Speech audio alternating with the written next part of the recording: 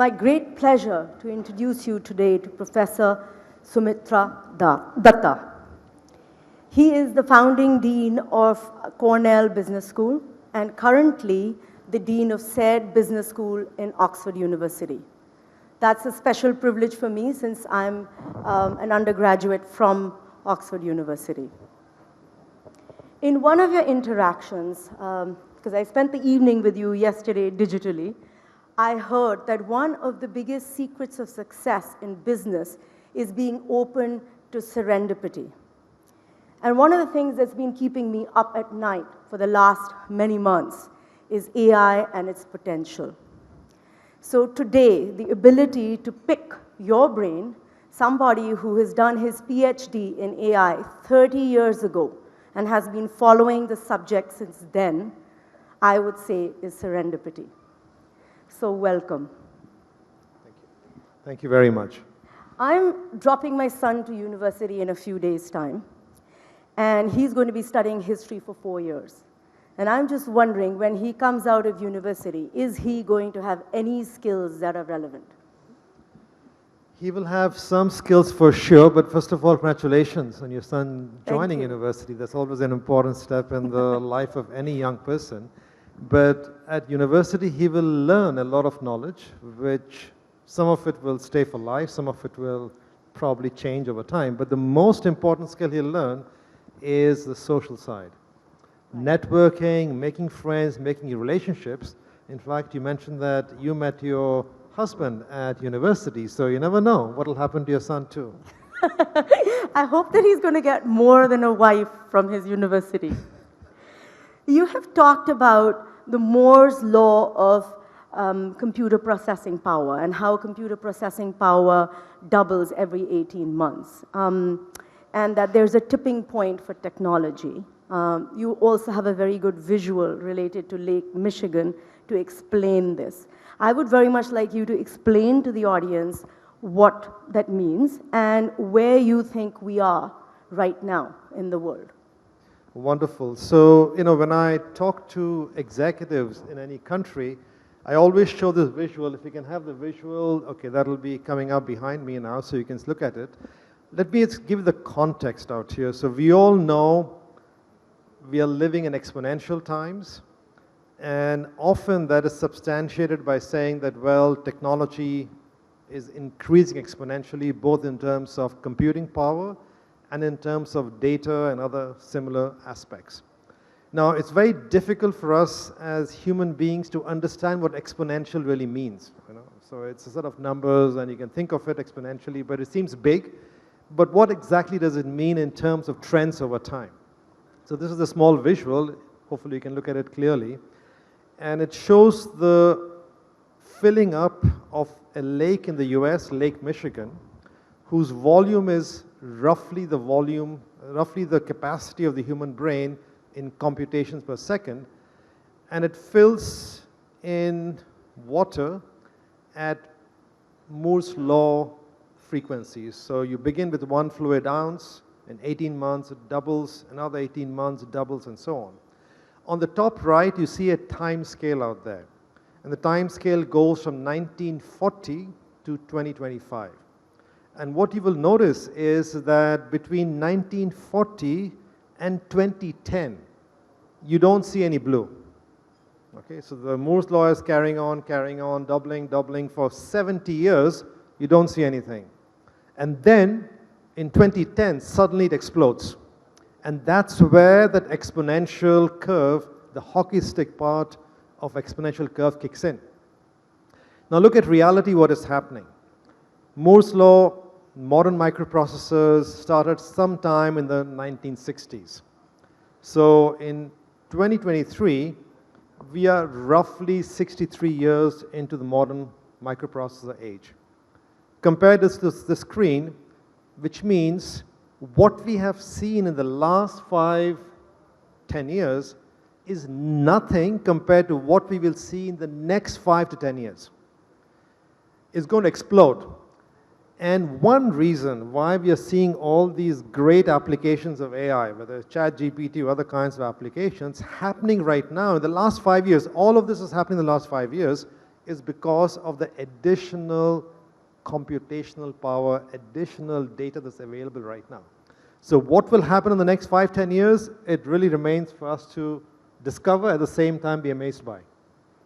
So just taking on from there, Professor has explained very nicely what exponential power means and how it's going to explode. You've also said that humans are more linear. They think linearly. And technology is moving exponentially. So we're on two different curves, right?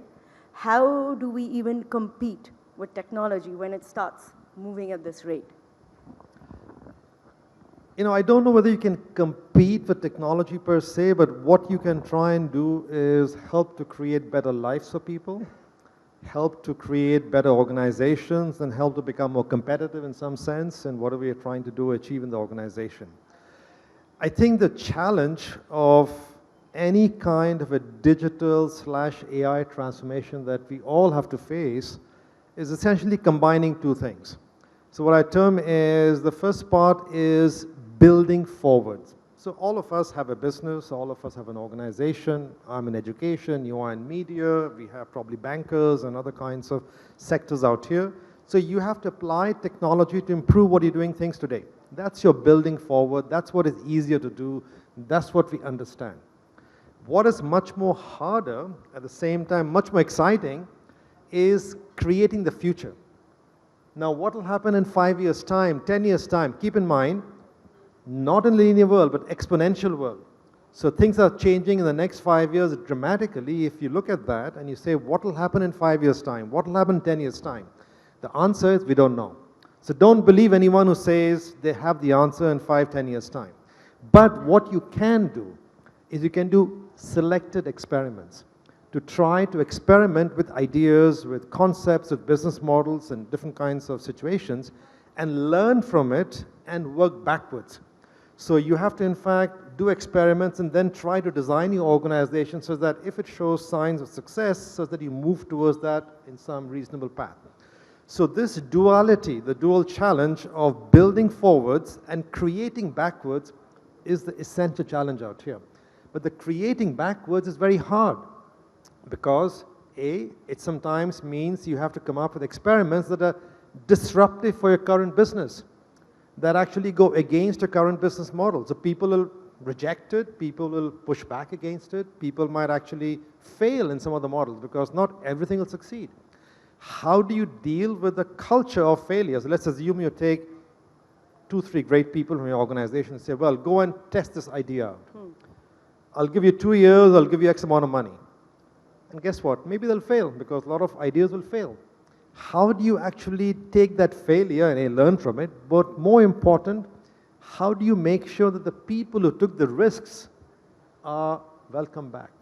So the risk management of failure, acceptance of failure becomes a very important part of the creation of future.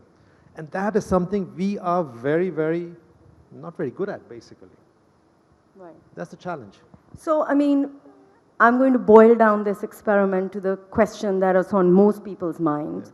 If you're running a business, you probably want to know, is it going to save me cost? And if you are part of a business, you want to know, am I going to lose my job? So is AI going to cause job losses? It'll certainly call and make transitions in jobs more acute, sometimes more frequent. That'll happen for sure. But let's look at, AI is, of course, is a long journey. And today, AI is just the next phase in the digital transformation that we all are going through and different sectors are going through. So what do I think is going to happen? I always say there are 3 axes of impact or change of AI. So one axis is you can actually apply AI in what we're doing today and get all the benefits of cost, quality, time. So take a simple example.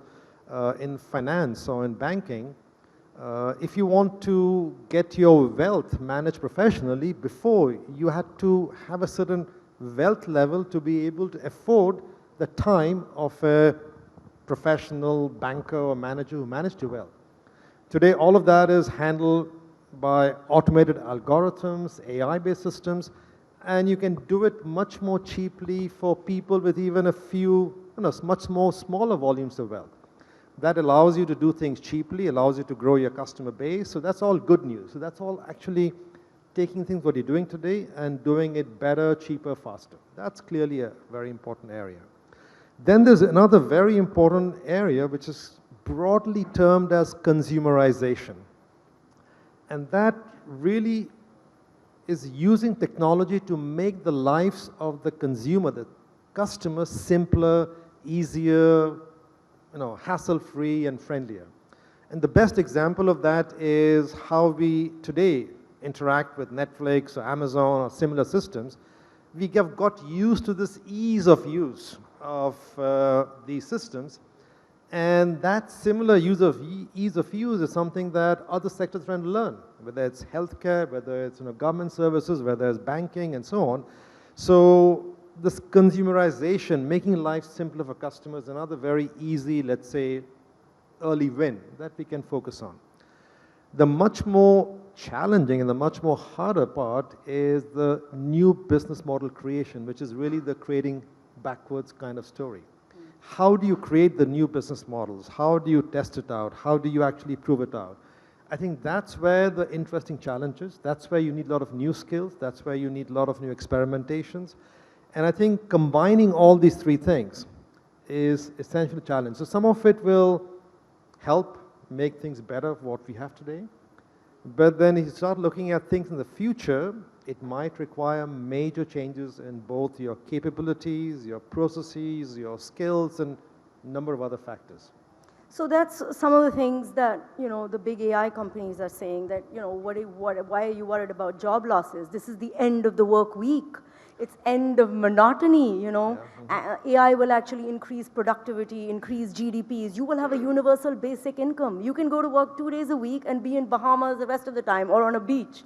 This is utopia.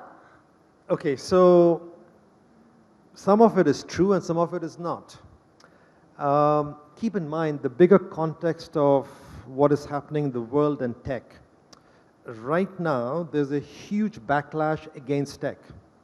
Okay, so that you have to keep in mind in context. There's a huge backlash in many countries, especially the countries that dominate tech to some degree, the US and China.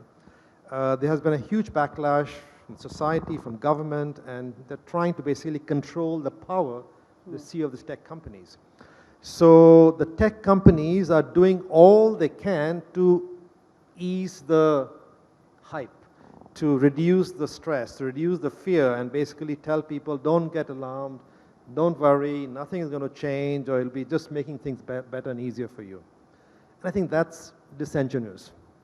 It's not really correct. I do think that, yes, it'll make things easier, but at the same time, it will, in fact, change things quite dramatically in some sectors. And it is up to us to be able to decide how do you plan for those changes.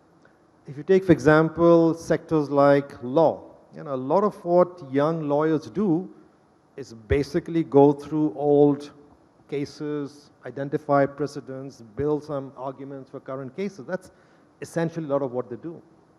A lot of that today can be done effectively, sometimes even better than humans, by AI-based systems. If you take a little bit more physical domain, let's say truck drivers, it's not yet true in India, but in America, in many of the highway routes, some companies are essentially using automated truck. The driver's still there for safety reasons right now, but it's no longer there in the future. And the driver usually takes over just in the first few miles and the last few miles. The highway driving is basically automated. Now, as the number of truck drivers is reduced, and you see this today already in the Army, Air Force, people don't really have as many fighter pilots. It's all drone-based, people who manipulate drones. What do you do with the 40-year-old truck driver? Can you convert this person and make this person into a data scientist? Possible, but probably going to be difficult. Then you might say that, well, there are plenty of jobs in looking after human beings, child care, elderly care. How easy it is to take a 40-year-old, and let me use a stereotype, a male truck driver, and make this person a child care minder, or an elderly person, in the home carer. These are huge social transition issues. And I don't think we have the answers for that. So I think these are important answers and questions that businesses, private sector has to grapple with. And at the same time, the government has to also step in and provide some support, some regulatory guidance, and in some cases, even direct support for transitioning of skills. I think the skills transition is a major issue ahead of us. So I want to go back to something you mentioned early on in the answer about this backlash that tech companies are facing, and so they're trying to soften the blow. I mean, we hear very much from the big tech companies, without taking any names, this is a co-pilot, right? But you have talked about the difference between computing and AI. You know, computing is more co-pilot, it assists you, whereas this new set of generative AI is learning, is using you to learn. And then eventually, if it does that, inherently built into it is that it's going to be better than you. So it's very important to actually understand where are we with AI skills. So how good is AI today? So if you look at the traditional cognitive tasks, typically tasks linked to recognition of patterns in data, whatever kind of patterns there might be, whether it's medical images, machine data, images of, pictures of anything, any kind of pattern recognition in data, which is a large part of what human beings do. We actually recognize patterns too. Today is done better by machines, AI, that's better. And this you see, for example, in many countries right now, immigration is done on facial recognition. Why? Because the machine can recognize a face better than a human being. That is done better by machines since 2017. Okay, not for a long time, since 2017, better than machines. Cognitive and human sort of reasoning.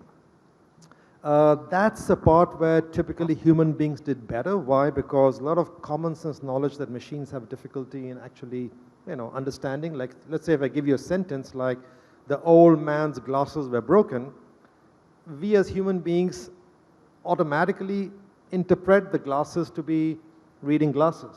It could be drinking glasses, but we have a lot of common sense knowledge, old age, poor eyesight, correction of eyesight, and so on. So we do that kind of interpretation very naturally that machines have a very difficult time without the world knowledge. But that is changing now with ChatGPT, like systems. So that is actually, the gap is becoming smaller and smaller, almost as good.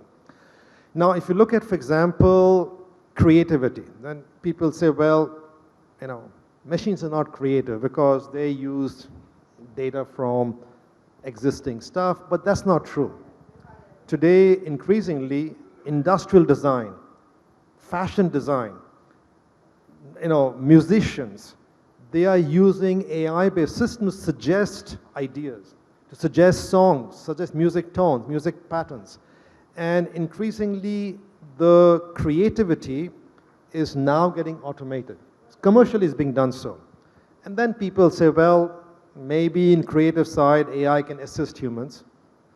But the empathy side, the relationship side, human beings are the best at it. And machines can never do empathy. Again, that's not true. So I don't know how many of you have watched the movie Her from 2013, in which the man falls in love with the operating system. It's a wonderful movie. In 2014, Microsoft China released a bot called Xiaosei, and then spun it off a separate company. And today, Xiaosei is the girlfriend of 600 million Chinese males. Okay? So it is actually able, technology, just as many tech companies figured out how to create addictive behaviors. So today we are very good at getting addicted to technology. Tech companies have figured out how to manipulate the emotions of people to make it sort of really bond emotionally. The only reason they haven't rolled it out in all our traditional digital assistants is because of the backlash. They're worried about the backlash. That's the only reason they're not rolled out. Technically, you have systems that are actually being used in specialized cases. So they are, for example, chatbots that are used for counseling teenagers. A lot of teenagers have troubles, emotional troubles and so on, especially women or girls. And they don't feel comfortable discussing them with the parents or the teachers because they feel judged. So they actually feel more comfortable discussing with chatbots. So that kind of emotional bonds is also sort of there. Maybe not rolled out as much, but is there. So you combine the three things, cognitive, creative, and emotional.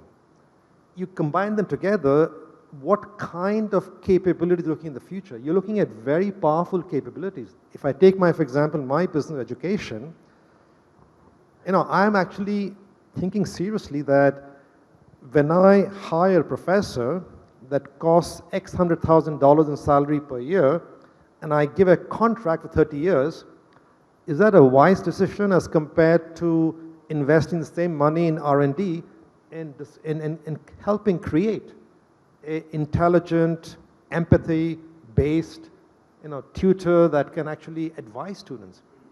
Many of the faculty advisors students, some of them are very good, some of them are not very good. That's the reality. And suppose I can actually have high quality, empathy-oriented, student advising, that'll be good for education. Yeah.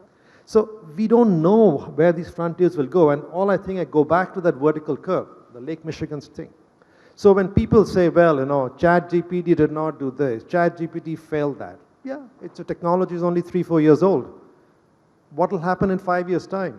Given that kind of vertical rise, we don't know. So it's very too early to actually rule out and say, well, technology will do this, and for the rest we are fine, because the human beings will do that. So I think the issues are quite complicated, and you need governments to actually come in and look at these things very seriously. At the same time, having said this, there are lots of early gains in the process to be made. So like you just said, that one of the things that China has done is created this one girlfriend for 600 million men in China. And the only reason why other companies are not doing it because they're worried about the backlash. That's my view. Well, they haven't done it, so we'll go with that. So how do we define this? Because there's a lot of talk by AI and big tech companies about responsible AI. But the way I look at it, it depends on which perspective or which side you're looking at it from, right? One company's responsible AI is another's worst nightmare. So. Yeah, so I think this, it's not just responsible AI, it's responsible use of technology. And that is very important. I think that's where that's where the regulation part comes in. The regulation part is very important because we have to somehow help society use technology in a responsible manner. It's the same reason why, for example, any technology can have positive things and negative things. And we have to, society, be more oriented towards a positive side and be more careful in preventing the negative side.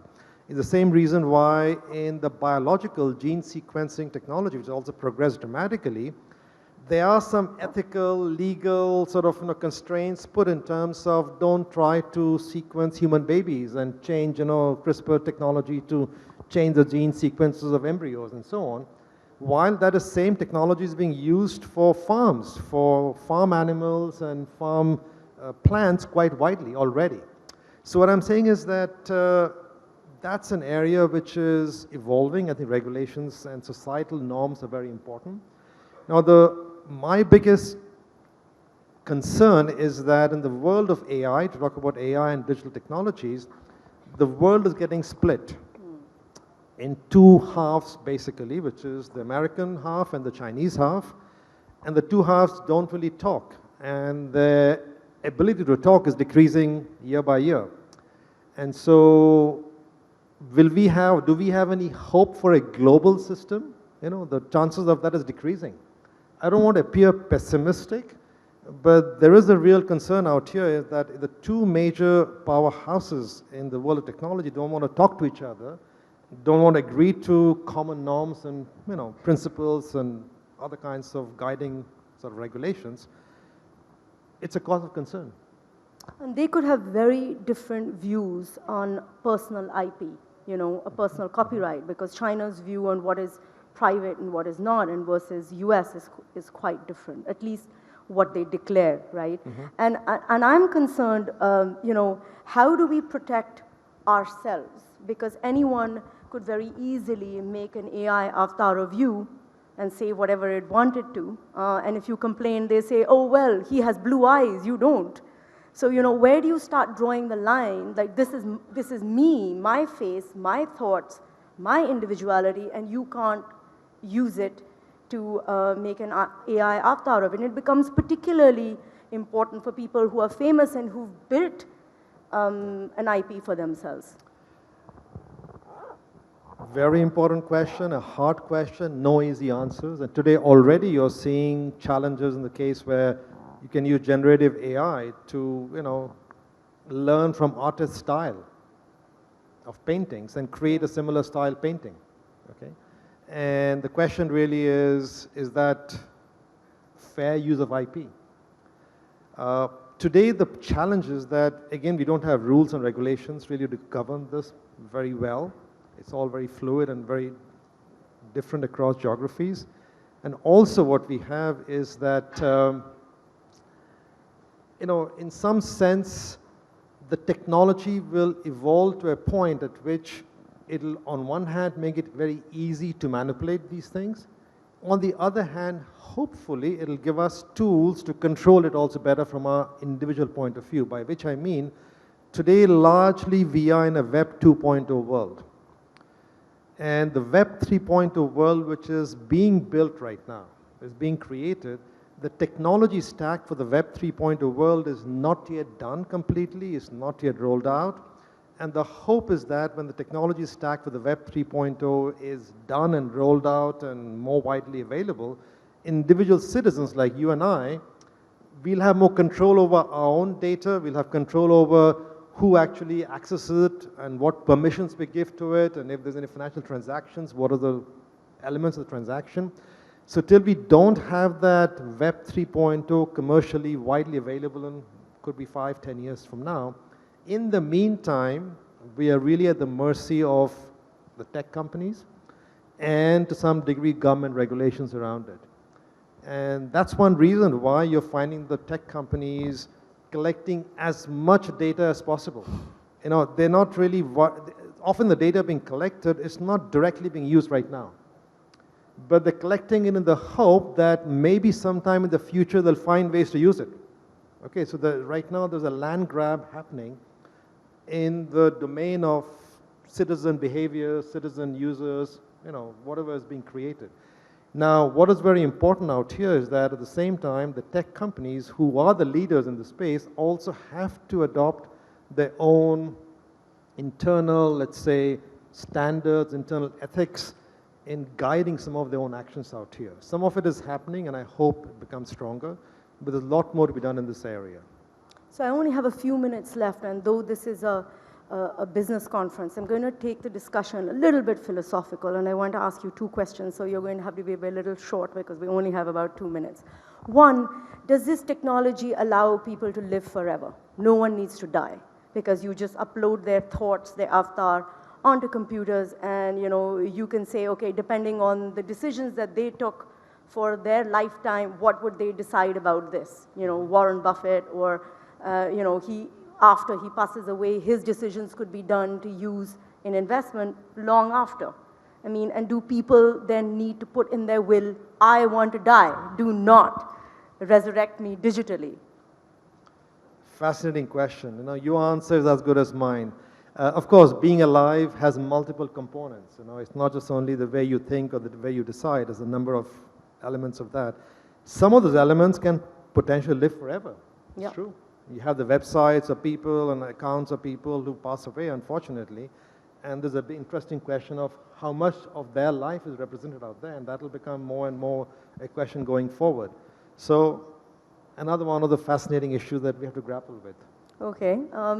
Another side of life that affects all of us is love, right? Do you think with the amount of data we have, will we algorithmically be able to find our soulmate?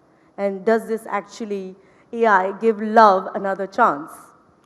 You're asking me all the tough questions there at the end. I hope it'll allow us to find love, not just in terms of the person we choose to love, but also in the terms of things we love to do. Because I really think that AI will allow us more possibilities. will give us more skills, will give us, I might be a terrible musician, but with some AI, maybe I can create, compose better music.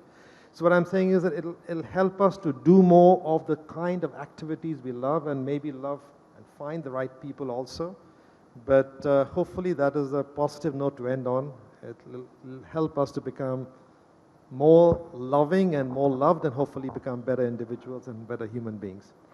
So I think one of the things about AI which I'm grappling with is that once you start matching patterns and connecting dots at that quantum level, actually it makes everything very predictable, at least for a while.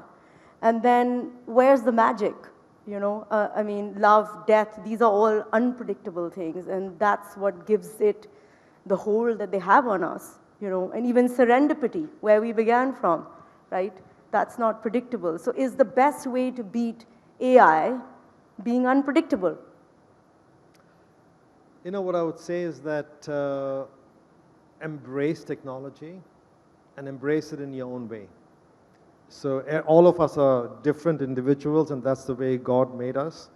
And we all love to do different things and love to explore different topic areas, and let's actually embrace AI to make ourselves more special and more individualized, and not become more generic copies of each other. And that, I think, is something that I hope will help us in the long run. Thank you so much. This has been a fantastic session. I hope you guys have enjoyed it. Look, you guys may or may not have a job, but you may find your soulmate, so there's a toss up there. Thank you. Thank you very much.